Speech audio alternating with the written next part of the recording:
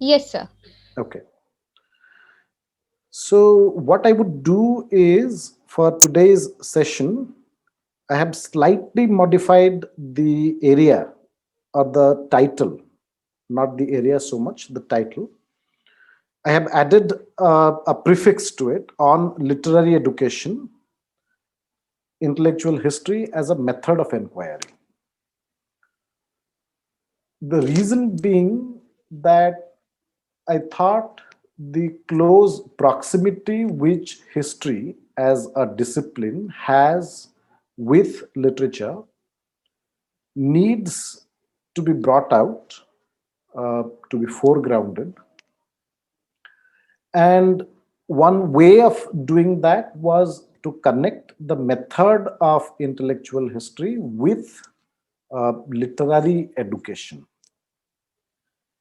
So, what I would try to do in the next half an hour's time, or about 40 minutes' time that I had, was to try to wade both literary education and intellectual history together and to create some meaning for people who are participating in our conversation today. So, this is how we will proceed. The first part of the talk today would be about uh, literary education and ethics.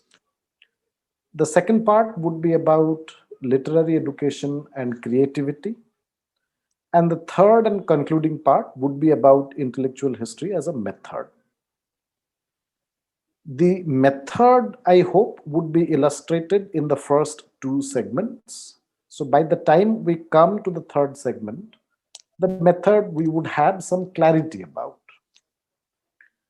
Now, all these three segments would be about an overarching theme, and that overarching theme is about the value of literary education. Now, this is not a new question, it's an old question.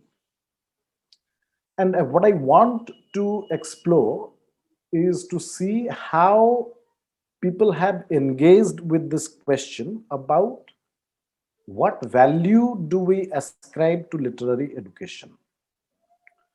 And in the process, what we do is we do a little bit of intellectual history of two concepts or two ideas or two grounds on which the value of literary education is defended.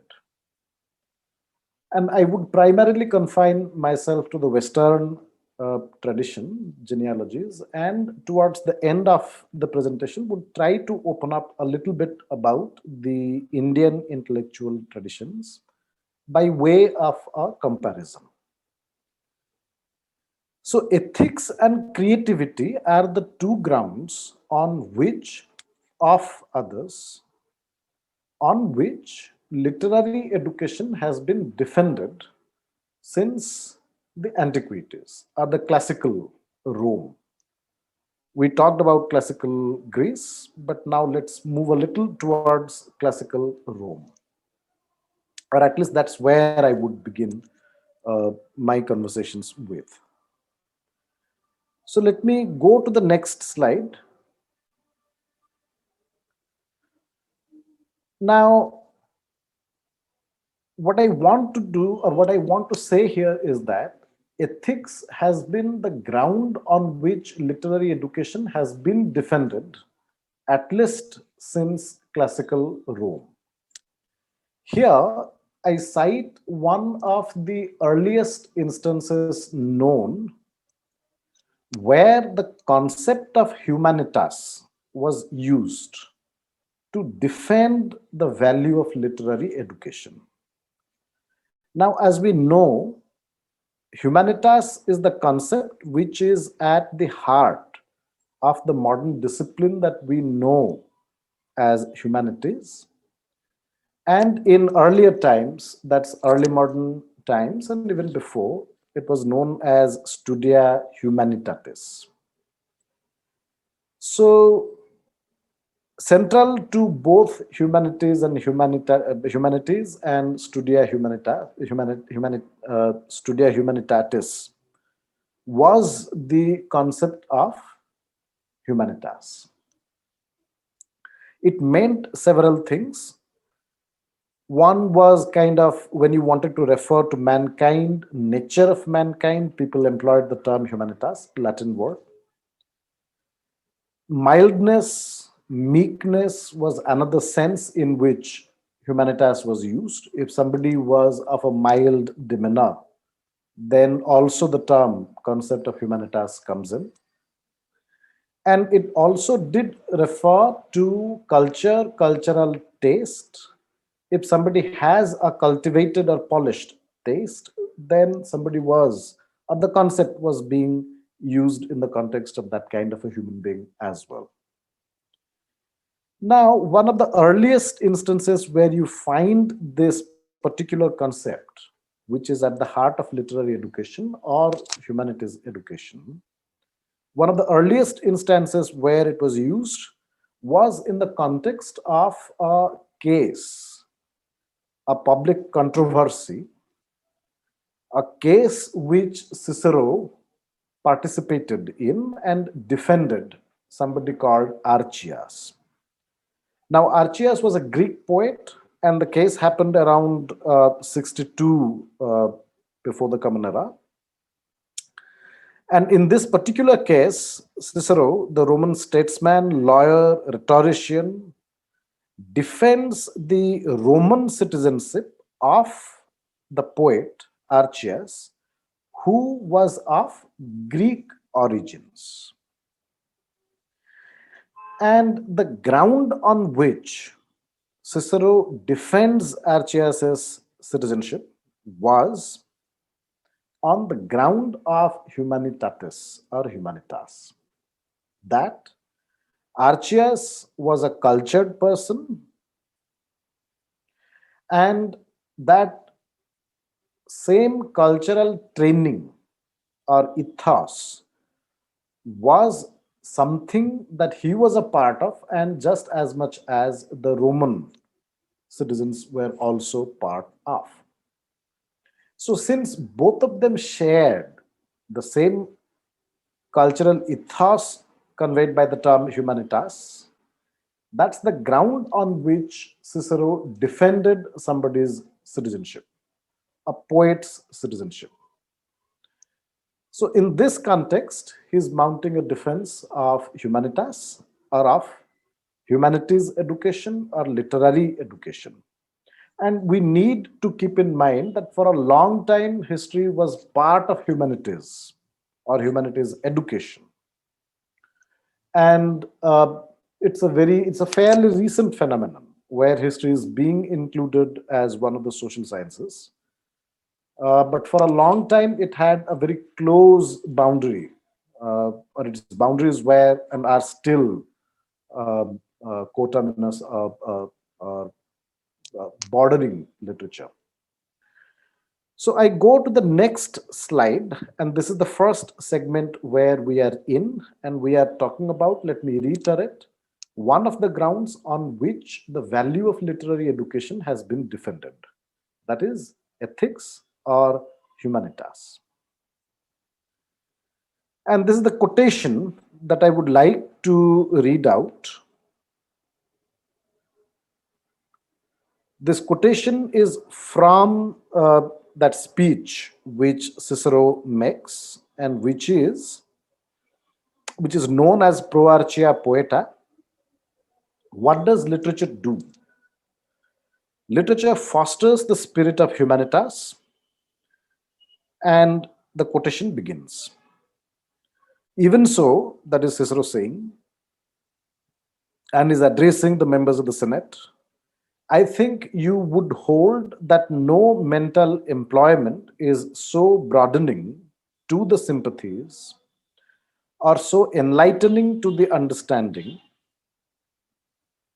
Other pursuits belong not to all times, all ages, all conditions, but this, that is literary education, literature, poetry, gives stimulus to our youth diversion to our old age. This adds charms to success and offers a heaven of consolation to failures.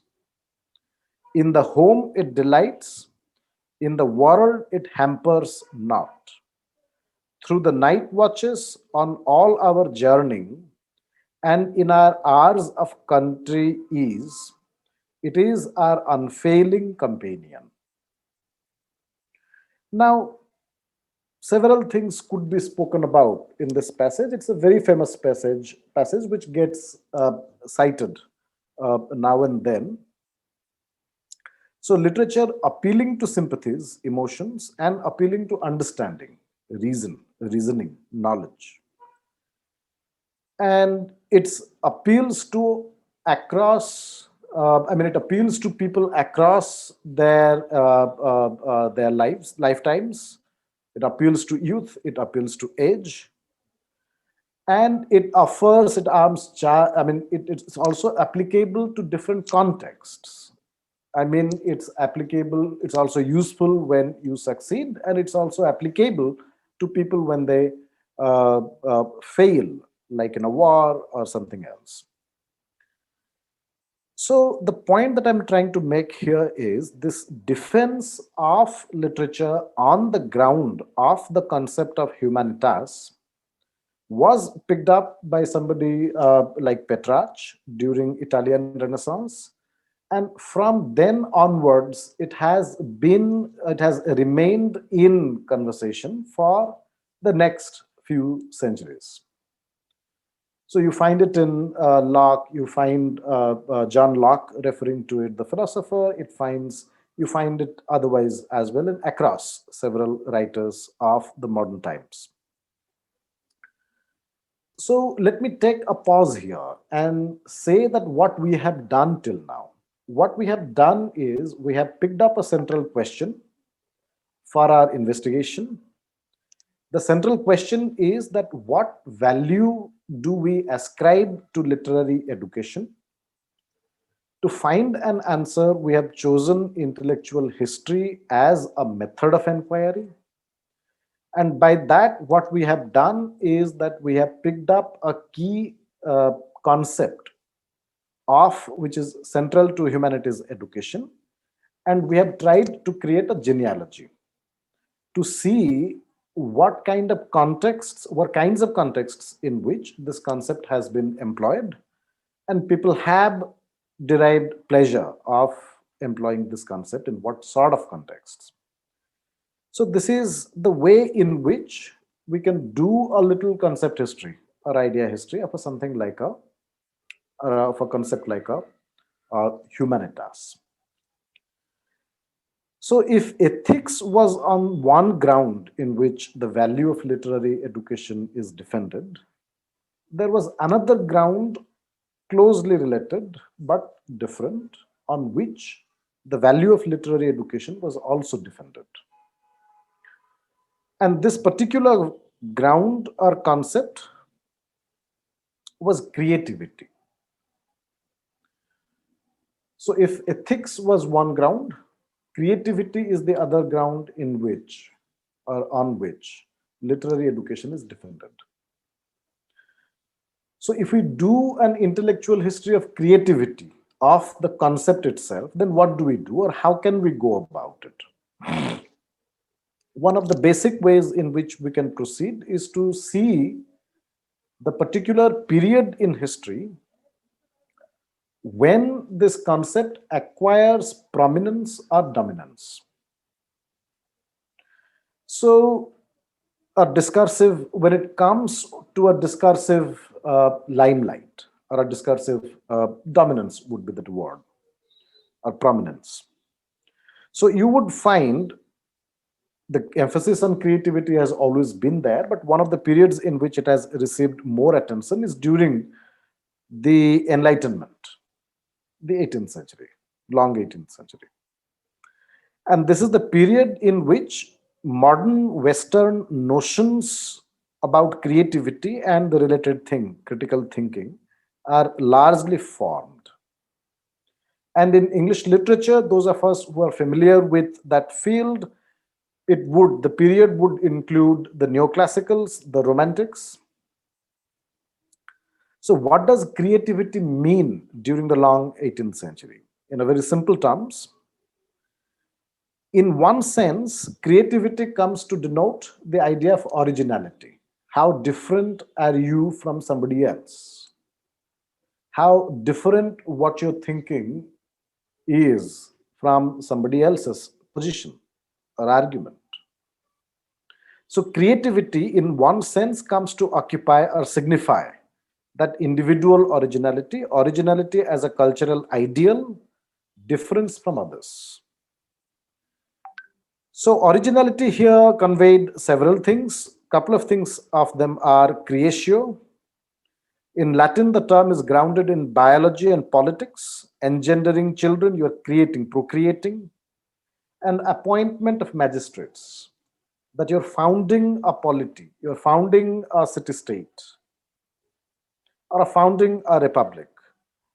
So creatio is used in those kinds of contexts. And in literary contexts, it means inspiration, unconscious force creating out of nothing. What does a poet create out of? The poet, according to this line of thinking or line of argument, would be the poet has nothing but his own genius to create out of, his own inspiration to create out of. So what he creates is out of nothing, nothing outside him. The poetic genius has a precedent in the divine creator. So that's in one. So that's, I think that's pretty much understandable. No need, we don't need to elaborate on that. Or if we would talk about it if the need arises during conversations. So creatio was one of the senses in which the concept of the originality was used. And if that was one, the other one was inventio. So it was not inspiration. It was not kind of a unconscious force. Those connotations are not there here. Rather, it means finding, rearranging pre-existing materials, hard labor, skill, right? So you gather information here, there, and you connect it together and make something new. Inventio, right? Now, both creatio and inventio were, as I have said before as well, were the two senses in which the term originality was being used during the Enlightenment period, when the modern Western notions of what it means to be creative comes into existence or comes to be formed. It undergoes alterations later on, but this is one of the eras when it receives more attention. So if creativity on one hand meant originality, very interestingly, creativity also means mimesis, imitation. Mimesis, old concept. From Plato onwards, Plato's distrust of mimesis is quite well known.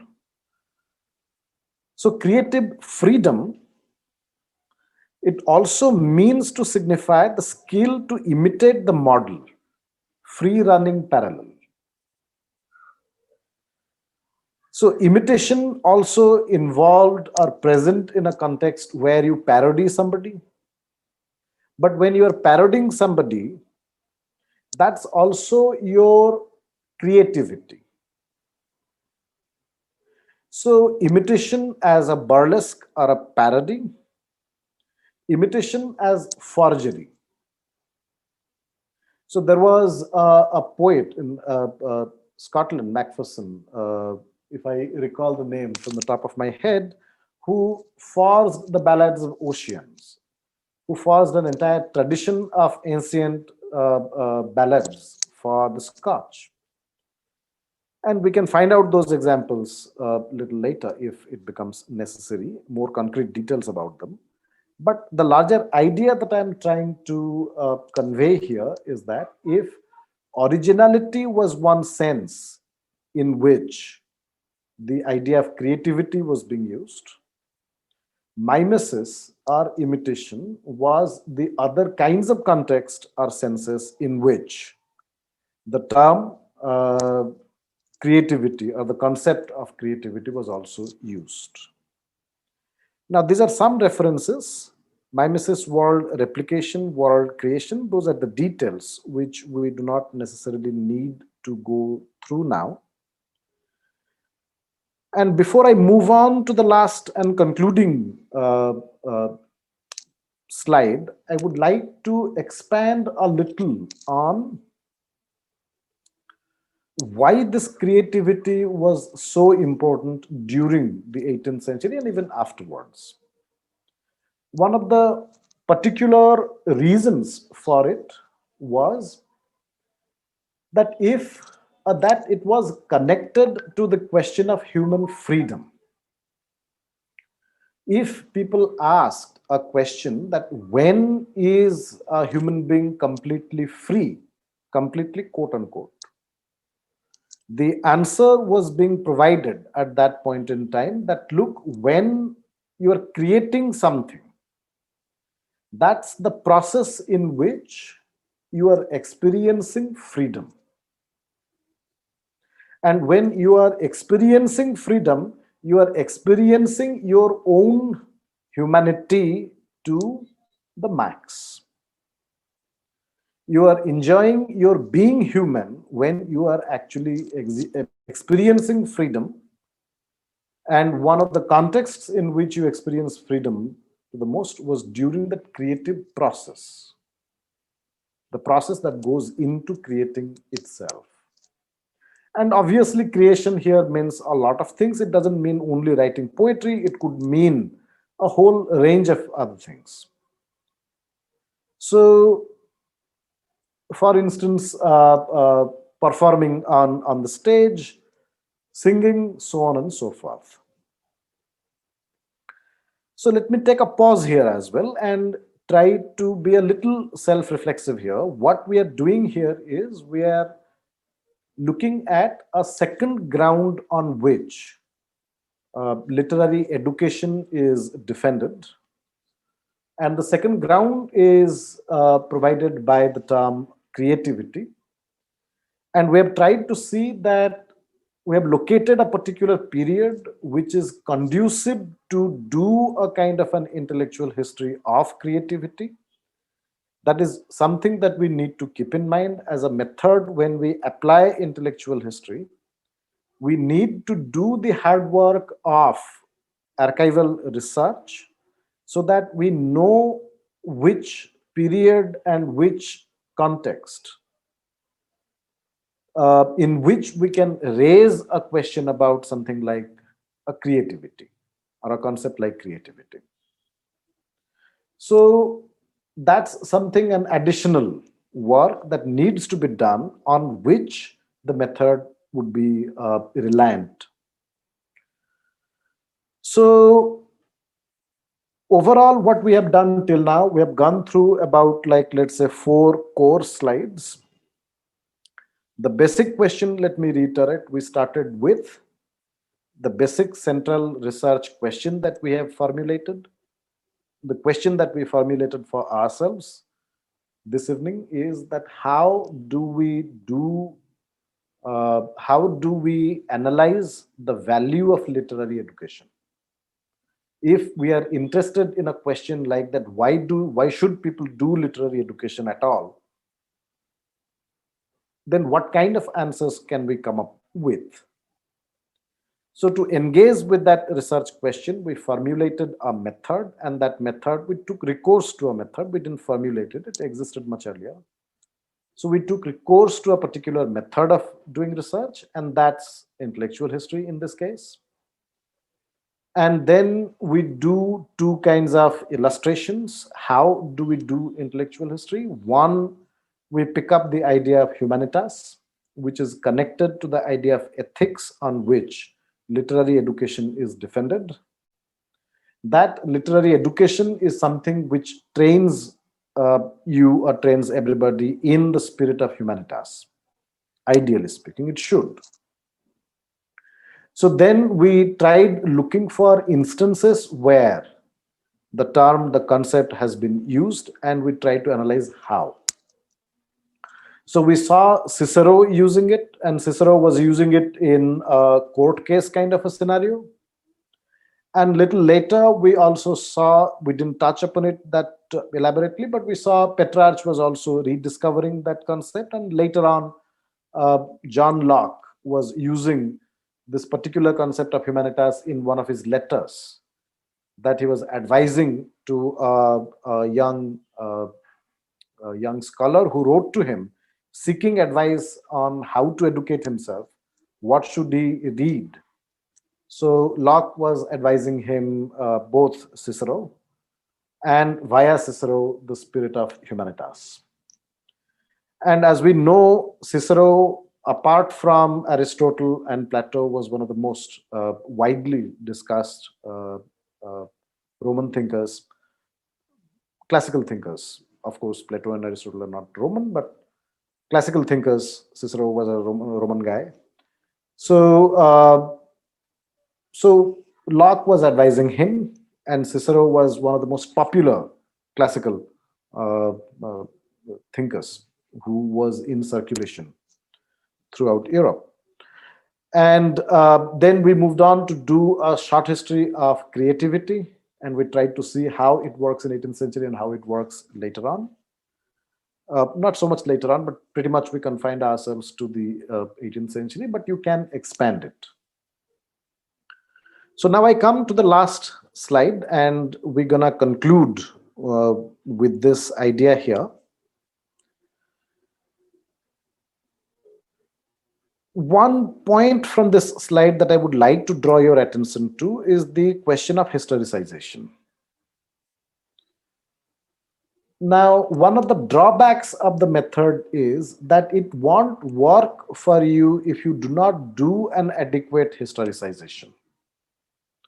Without that adequate historicization, it may not help. Like, for instance, if we don't do an adequate historicization, or what would it mean to do an adequate historicization? It would mean pretty much that you know or you locate the concept in a particular context, in its particular manifestations, in its particular instances where it's being deployed. And the more we are attentive to the particular context of the concept, the better, the more pleasurable our exercise is, the more fruitful our exercise is.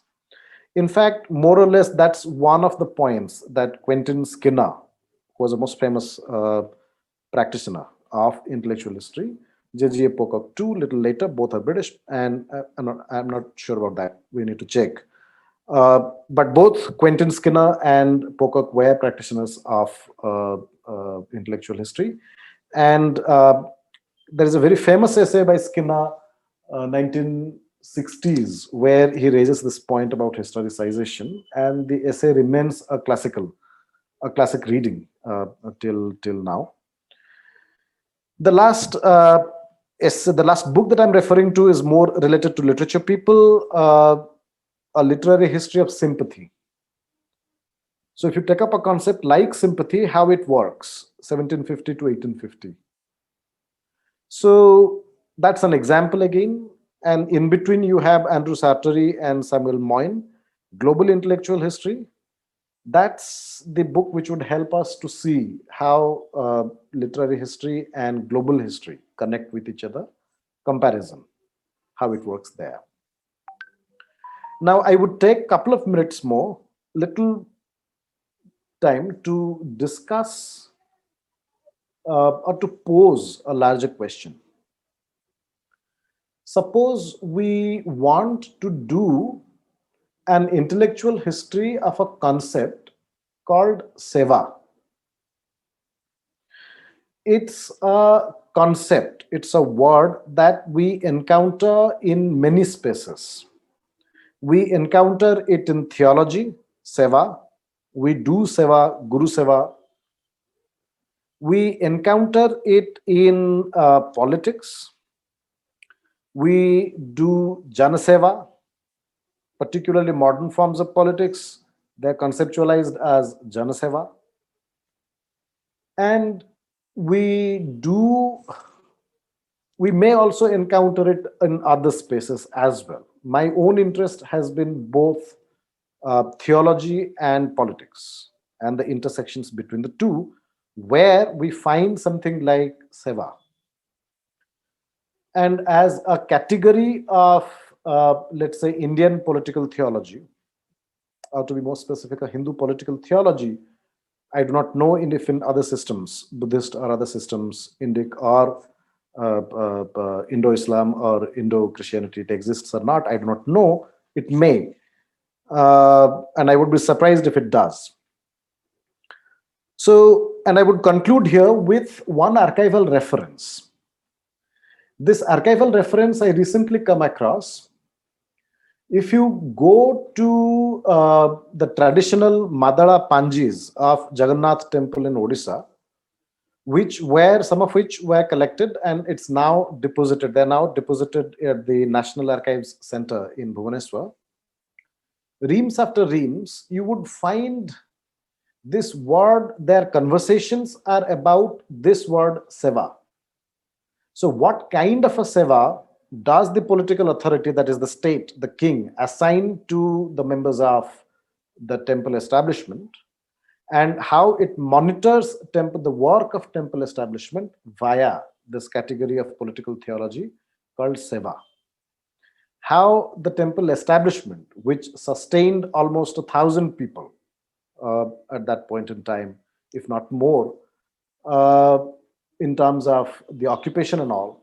So, how they would make meaning of their lives through the concept of political theology known as seva. So, that entire archive is there and it remains to be explored further. And when we do explore it, more interesting intellectual histories can come up about something, about a concept like seva. So, with that, I would like to take a pause or stop here and open up the forum and pass it over to Dr. Goswami. Thank you, sir. And we have one question for you Okay. by Dr. Shantanu De. Okay. Uh, I'm reading that question. If imitation or mimesis refers to an expression of freedom within quote, then how does it differ from plagiarism in the modern context? As you know, Macpherson's Ocean was critiqued and immediately after its publication for being inauthentic. Mm-hmm. Mm-hmm. Even in the Indian tradition, scholars tried to write texts and ascribe them to other more famous scholars to claim authenticity for their texts. What do this tell us about the nature of our civilizational engagement with literary forms? Okay. The last part, could you read out once more, Dr. Yeah, Goswami? yeah, I missed that yes. out. Even in the Indian tradition, scholars tried to write texts and ascribe them to other more famous scholars to claim authenticity for their texts. Mm-hmm. What do these tell us about the nature of our civilizational engagement with literary forms? Okay. Wonderful. And thanks a ton, Professor Day. I do entirely agree with your point. And if I want to reflect on the point, I would do so by pointing out the pleasure element which is involved in imitating. And as we know, imitation has a range of meanings, free running, parallel. At times, people acknowledge somebody like Pope, who would say that it's imitating the classics, which would be one way in which you're going to train yourself as a poet. And if you are any good as a poet, then you would soon start to write poetry like the classicals, or like the classics. So in those kinds of contexts, a free running parallel would be the cultivation which the poet undergoes or puts himself through or herself through. Uh, and at the end of the process or through the process, one emerges as a poet. So one's identity of fashioning or one's way of fashioning an identity for himself or herself as a poet involves that influence or that imitation. And later on, as we know, the anxieties of influence and other things come up. And about Ossian and others, forgeries are found out, and forgeries are repudiated, and forgeries continue. So that's again another instance where the free running parallel is taken to a different extent. And you're again right that we do have the practice of ascribing what we write to a more famous author, so that we can get an we can gain an audience, quote unquote. That will be the conventional understanding. That why do we do so? Because we want to gain a ready-made audience. But also in these kinds of contexts, you're right, civilizational values have something to do with the literary value, definitely, and that's how the comparative exercise should open up new avenues. Only one point that I would like to make here, about in extension to what you're saying, to add to it, would be see, when somebody does ascribe in Indian tradition, particularly in Odia tradition, I'm speaking about because that's the archive I'm familiar with, and I'm sure it would exist in other areas as well, in other archives. See, when you do a bhanita in somebody else's name, you are not only gaining an audience, but also you are merging yourself within a particular tradition.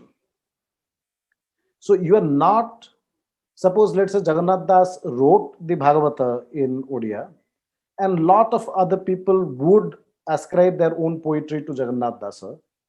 So the poet here is not only emulating the style and all, the poet is also firmly locating himself within a particular lineage and tradition in a way where the concept of individuality is not intruding.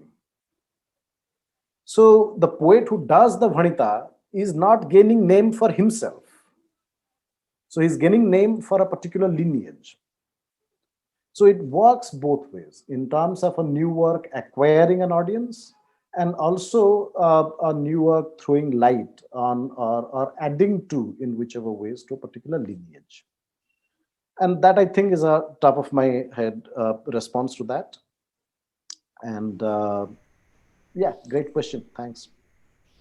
Sir, I would like to ask, as in one of your slides, you have mentioned about the historicity, Hmm. or to historicize the concepts of creativity.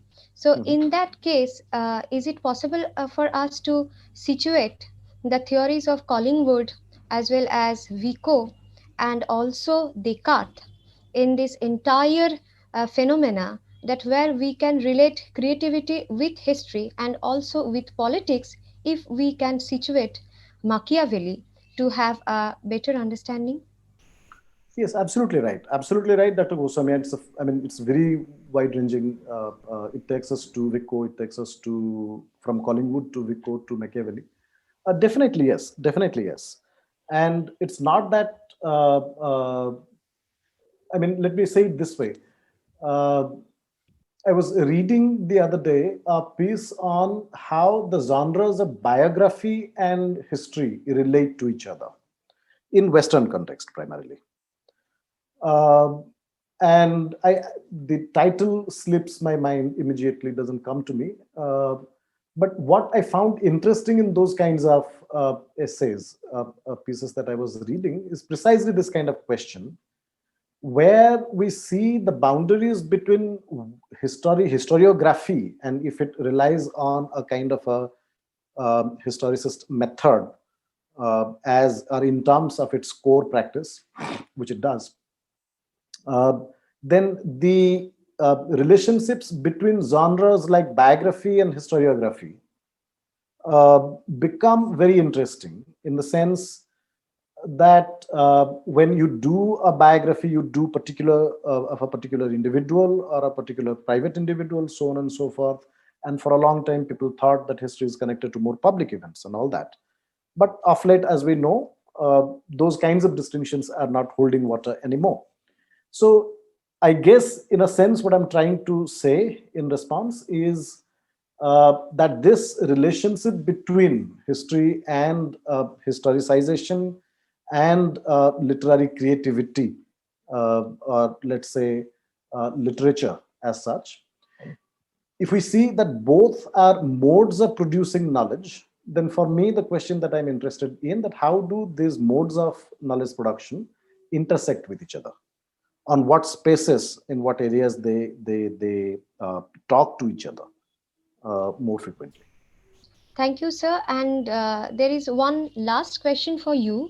Mhm. It's from Pau Kolal Hakwep. I'm sorry if I pronounced the name wrongly. Is global history opposed to historical materialism? If Mhm. so, how and why? Okay, thanks a ton. See, historical global history opposed to historical materialism? If so, how and why? Wonderful. Again, it would lead us to hours of conversation, depending upon where we stand in terms of our intellectual leanings. I would say global history. I mean, one of the most well-known models is of Immanuel Wallerstein. So, world system analysis is pretty close to what you're saying.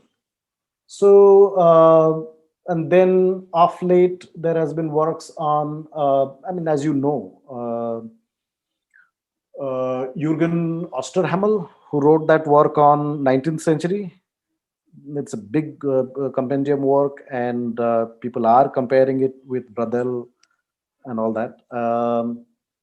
So, no, not necessarily. In short, what I would say is, I would keep the response short. I would say not necessarily, and not has to be either.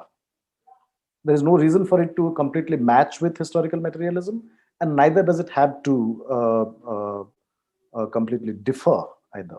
It depends upon what position we take, and I'm sure. I mean, that would be one way to respond to it. Yeah.